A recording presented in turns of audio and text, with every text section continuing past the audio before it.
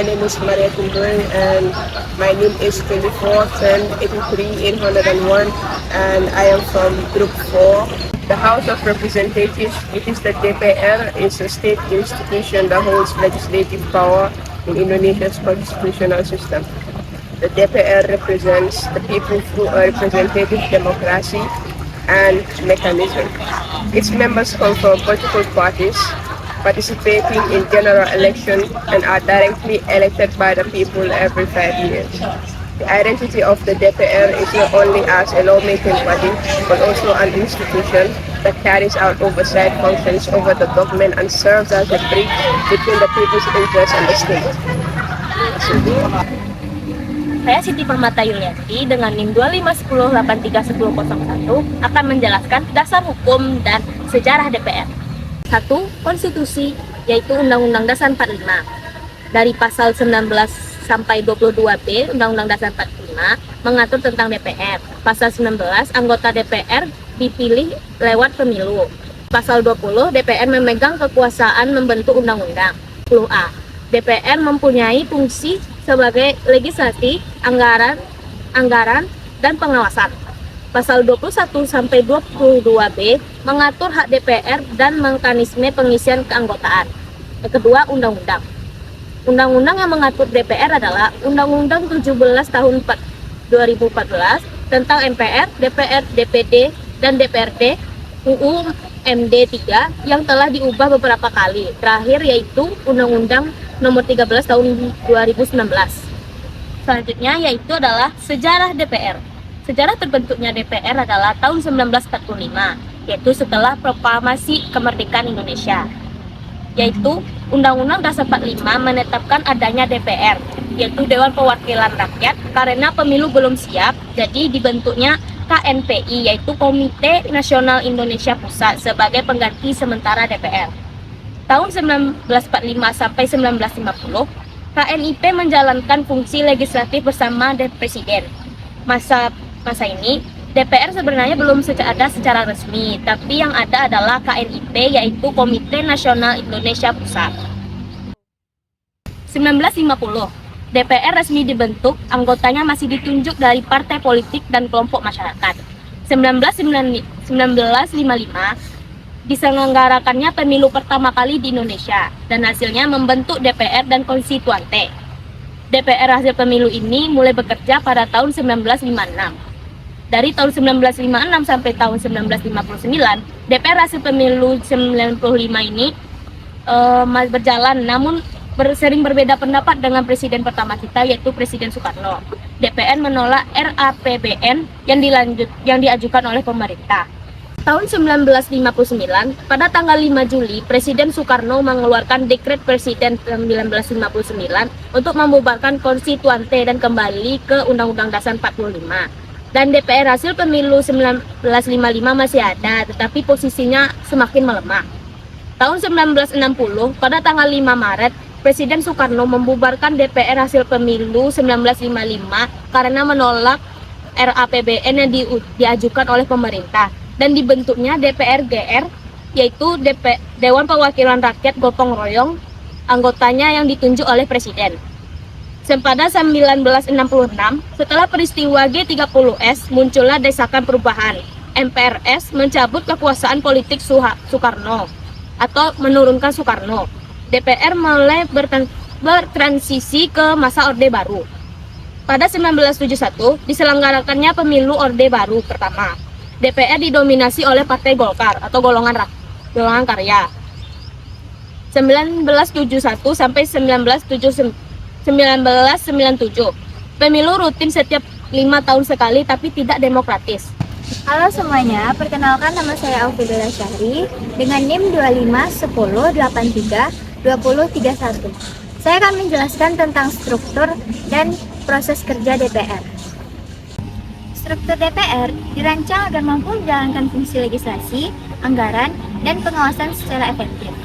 Yang pertama, pimpinan DPR.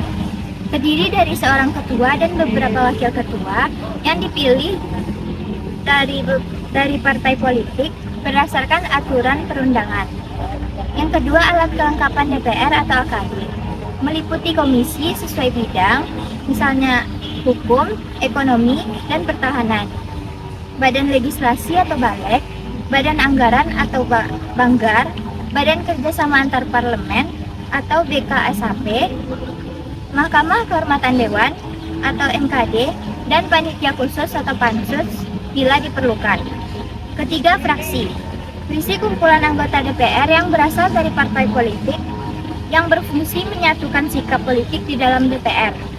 Proses kerja DPR berjalan melalui mekanisme rapat di komisi, badan, maupun paripurna dengan prinsip musyawarah untuk mencapai mufakat atau voting bila tidak tercapai konsensus. Fungsi dan kewenangan DPR. Menurut Undang-Undang Dasar 1945, DPR memiliki 3 fungsi utama. Yang pertama, fungsi legislasi, membentuk undang-undang bersama Presiden. Yang kedua, fungsi anggaran, membahas, menetapkan, dan menyetujui APBN bersama Presiden. Ketiga, fungsi pengawasan, mengawasi pelaksanaan undang-undang, APBN, serta kebijakan pemerintah. Selain itu, DPR juga memiliki kewenangan penting lainnya, seperti memberikan persetujuan atas pernyataan perang, perjanjian internasional, dan pengangkatan pejabat negara, misalnya anggota BPK, Hakim Agung, dan komisioner lembaga independen. Halo, perkenalkan nama saya Khalisah Najla dengan NIM 2510833021. Saya akan menjelaskan materi tentang mekanisme kerja DPR. Apa itu mekanisme kerja? Mekanisme adalah rangkaian langkah atau proses yang menjelaskan bagaimana sesuatu berfungsi untuk mencapai suatu tujuan, seperti cara kerja suatu sistem, organisasi, atau obat.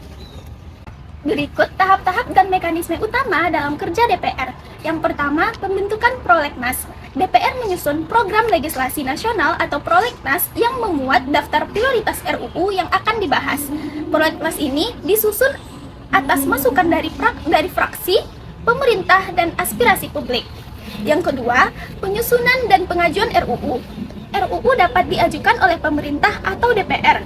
Jika DPR yang mengajukan, biasanya melalui fraksi atau alat masukan kelengkapan legislatif seperti Badan Legislasi DPR. Ada naskah akademik dan ada bahan kajian pendukung jika diperlukan. Yang ketiga, pembahasan RUU. Setelah diajukan, RUU dibahas di komisi terkait atau melalui panitia khusus jika diperlukan. Komisi melakukan kajian, rapat dengar pendapat, konsultasi publik, menerima masukan dari masyarakat atau lembaga terkait.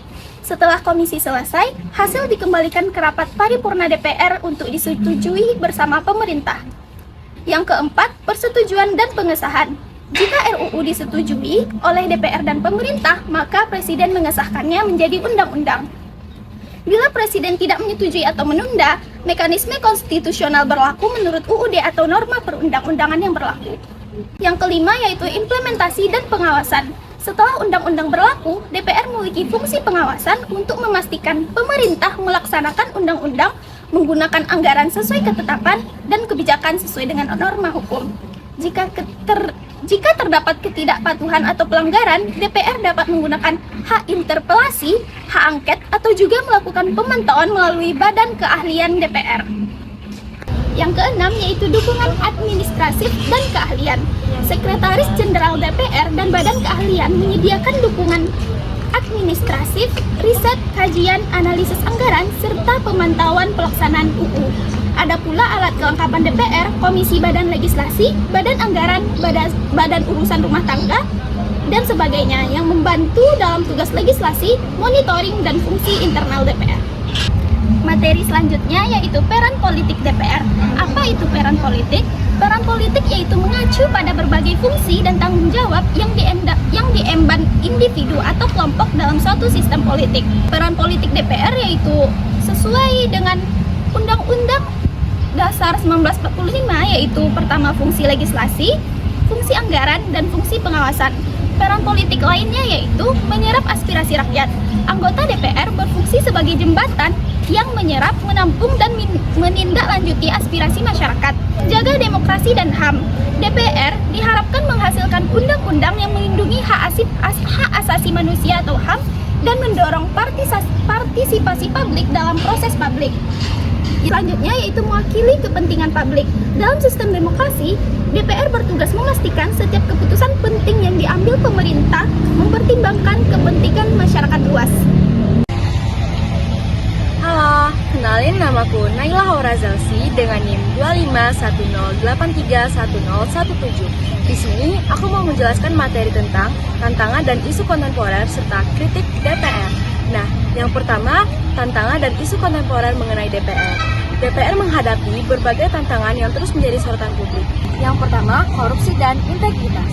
Banyaknya anggota DPR yang terjerat dalam kasus korupsi sehingga merusaknya citra lembaga. Kedua, kualitas legislasi. Produk undang-undang sering kontroversial, terkesan terburu-buru, atau lebih berpihak kepada kepentingan elit. Yang ketiga ada representasi rakyat. Munculnya kritik bahwa DPR lebih mewakili kepentingan partai atau kelompok tertentu daripada rakyat secara luas. Yang keempat ada transparansi. Tuntutan agar proses legislasi lebih terbuka dan melibatkan partisipasi publik. Yang kelima, kinerja. Tingkat kehadiran rendah, rapat sering kosong, dan efektivitas kerja dipertanyakan. Dan yang keenam, isu politik kontemporer. Perdebatan tentang sistem pemilu, relasi dengan DPR dengan presiden, serta pembahasan undang-undang strategis yang menyangkut kepentingan publik. Dan yang terakhir adalah kritik mengenai DPR. Berikut adalah kritik utama mengenai DPR di Indonesia yang mencerminkan isu dan tantangan terkini. Yang pertama adalah kesenjangan ekonomi dan tunjangan anggota DPR yang menjadi sorotan yang sangat tajam. Pada 2025, tunjangan perumahan anggota DPR mencapai 50 juta per bulan, jauh lebih besar dibandingkan rata-rata upah buruh yang hanya 3 juta per bulan. Hal ini memunculkan soal kritik ketidakadilan dan kesenjangan yang makin melebar antara elit politik dan rakyat biasa, apalagi di tengah kondisi ekonomi yang melemah dan tingkat pengangguran yang besar-besaran.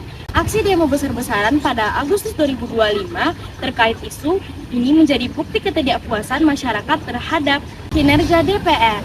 Kedua, DPR juga dikritik karena kurangnya transparan. Nah, contohnya pada 2025 ada sekitar 211 orang anggota DPR yang menyembunyikan latar belakangnya saat mendaftar ke KPU. Hal ini menunjukkan kurangnya keterbukaan informasi yang seharusnya menjadi hak publik, mengurangi kepercayaan masyarakat terhadap wakilnya di parlemen.